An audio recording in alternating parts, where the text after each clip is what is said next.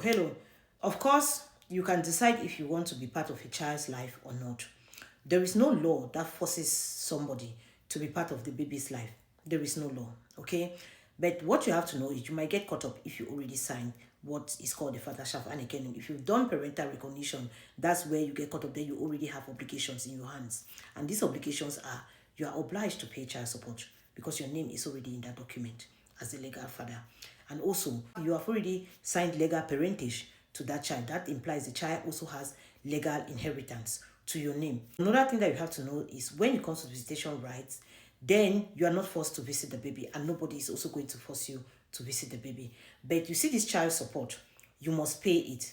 You are liable to it. That's what I mean. If you can't pay it, if you're not in a position financially at that moment to pay, the mother of the baby is going to turn to Jungen and to ask for Unterhaltsvorschuss.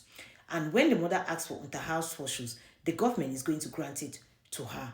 But the government is not going to give you free. They're going to turn around and get it from you in one way or the other. And another thing that you have to know is, at that moment when you don't want to be part of the baby's life, it is fine. But anytime that you want to come back into that baby's life some years later, it becomes more difficult because at that time you have given the mother more grounds to stand on her feet that you're not the right father to build a relationship with that child.